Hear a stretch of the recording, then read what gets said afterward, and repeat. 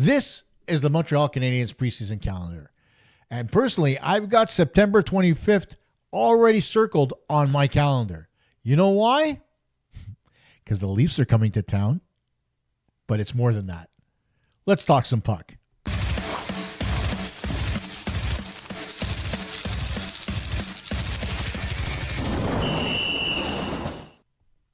Hey gang, Kosta here from Puck Talk Montreal. And before I get into the subject of today's episode, let's talk a little bit about some news that came over the wire yesterday. And that is via Jimmy Murphy at RG Media.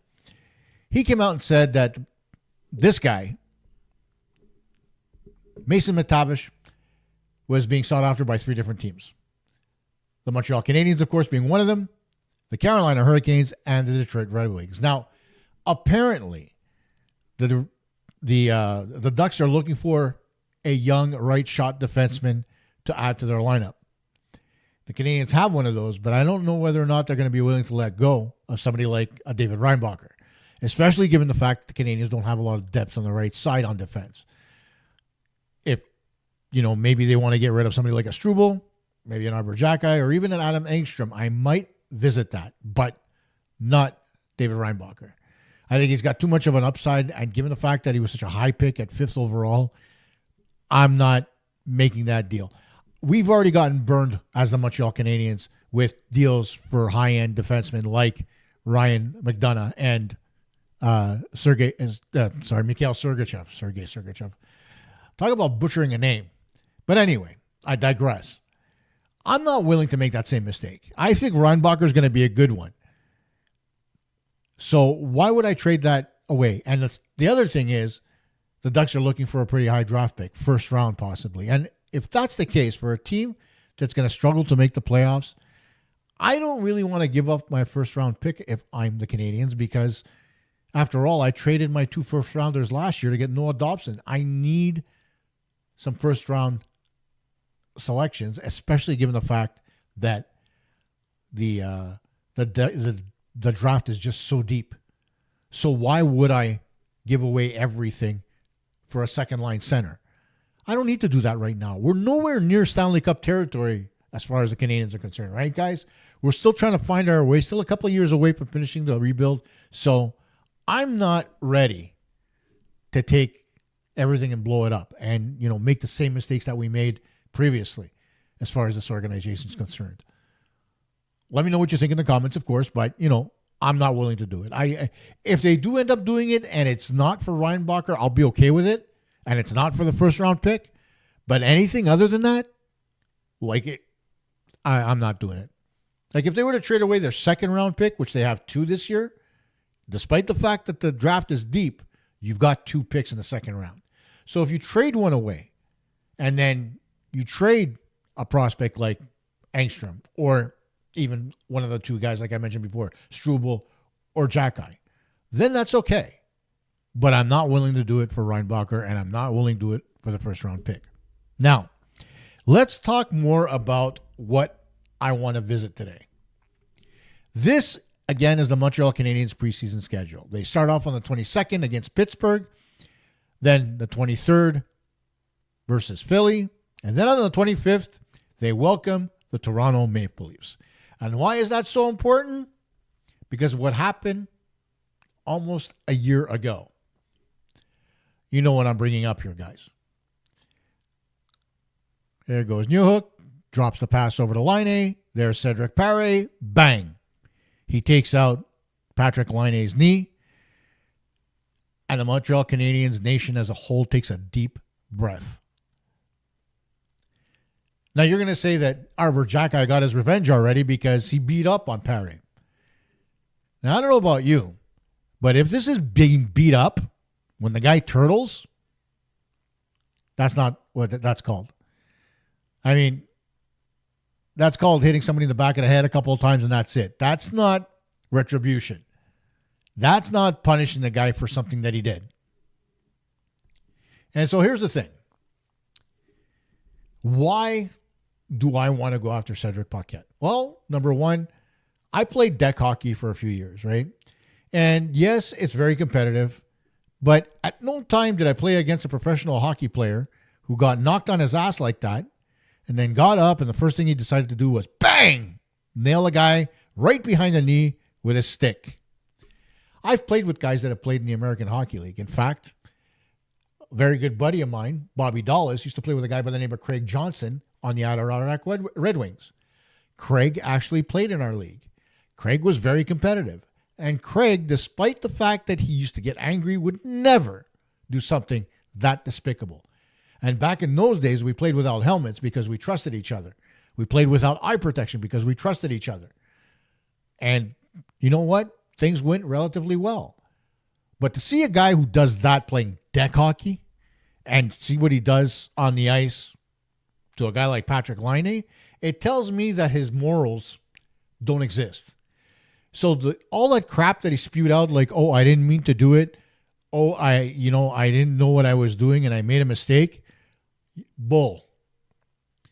Here's the thing about that hit. I brought it up last year. I'll bring it up again. You leaned towards his chest and you bent your knee towards his leg. And you were at a dead stop. You weren't backing up. You weren't trying to keep the gap. You just stopped. So you were beat and you did the only thing you could to make sure the player didn't get around you, and that's stick your leg out. So Perry, take that bullshit, move it aside. The other thing I'm going to talk about now is the retribution. I don't think it was nearly enough. Jack-Eye got fined. Perry got nothing. And granted, Perry's going to be a career AHLer. He's got nowhere near enough talent to actually play at the National Hockey League level. And quite honestly, if we do see him on the 25th, I think, or even on the 27th in Toronto, I think the Leafs are a bunch of morons because this guy's not making the NHL, and you have no business playing him in an NHL preseason game with guys that could very well start the season on any team, not just the Montreal Canadiens. So Perry shouldn't be there. But you know what? Given the fact that it's the Leafs, he probably will be there because they're just that stupid. So that comes back to the retribution that I was talking about. And I'm the type of guy, even when I played, that if somebody did something wrong to one of my players, I got him back. And that doesn't necessarily mean I'm going to drop the mitts and beat him up. It doesn't necessarily mean that I'm going to hack him behind the leg. It doesn't mean any of that. But it could. But what it does mean is that I'm going to make it a point to punish this guy for 60 long minutes in a hockey game. Which means if he's standing in front of the net, trying to keep my players away, instead of him trying to hack my players, I'm going to have my players hack him. Every time he's on the ice, I'm going to ask one of my players to take the puck, soft chip it into a corner, let Perry go and get it, and then obliterate the guy along the boards. I'm going to make sure that everything that I do when that guy is on the ice is tailored to absolutely punish him within an inch of his life. Why? Because I don't like players that play the way Cedric Perry does. I don't like players that make a dirty play and then try to hide behind like, oh, I didn't know, I think I did anything wrong. You know what, buddy? The fact that you were too dumb to actually continue backing up when Patrik Laine was bearing down on you, that tells me everything I need to know about you.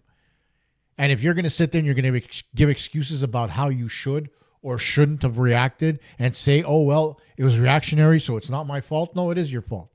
Because you don't have the skill set to play against guys like a Laine, like a Caulfield, like a Suzuki, like a Slavkovsky, like a Demidov. And could you imagine this happens this year to Ivan Demidov? What would happen in this? Perry wouldn't be able to leave Montreal. They'd have to put a hood over his head and sneak him out of the Bell Center because he wouldn't be able to breathe. So why would you play him if you're Toronto?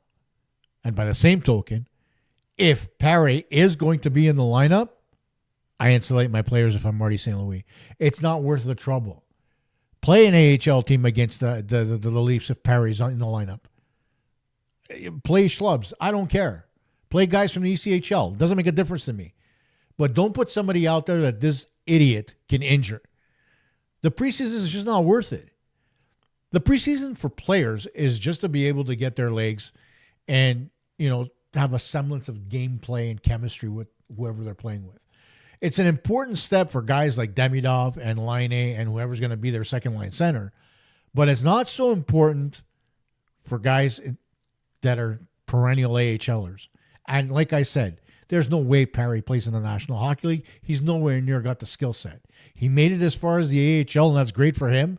But let's call it what it is. He's not going any further than that. So I know people are going to say that Marty St. Louis shouldn't play down to what the Leafs are doing. But by the same token, I think there should be some kind of discussion. The team should talk to each other. And, if I was Ken Hughes, I'd be calling the Leafs and saying, you know what, Brad, I don't think it'd be a good idea to have this guy in the lineup in Montreal. I really don't. And I'm not comfortable with him in the lineup, and it wouldn't be safe for him, despite the fact that he's a Quebecer. I really don't think it's a safe environment for him. And see how the teams react. And I think Tree Living would be, smart enough to say, you know what, given what happened last year, we'll keep him at home.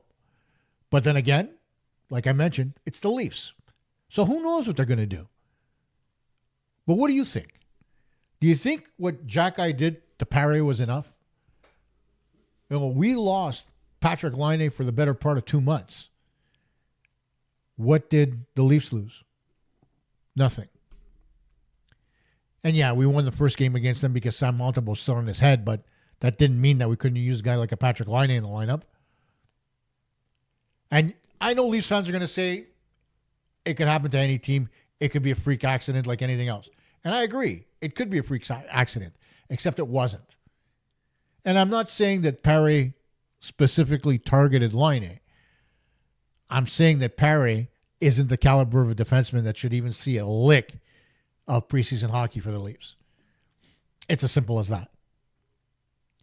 So keep Paré out of the lineup. Or if he does get into the lineup, punish him. Chip the puck into the corner. Make him turn around and make sure nobody's there. But always have somebody there to hit him. Give him the business in front of the net. Let him know you're there. Stick him behind the legs. Give him a couple of shots in the small of the back. Let him know you're there. Let him take a penalty. And then just before the game ends, let somebody beat the absolute crap out of him. Why? Because he didn't get it the first time around.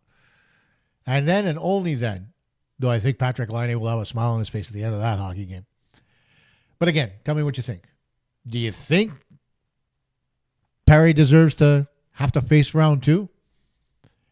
Or do you think once was enough, let's leave it alone and let's move forward? Bye for now.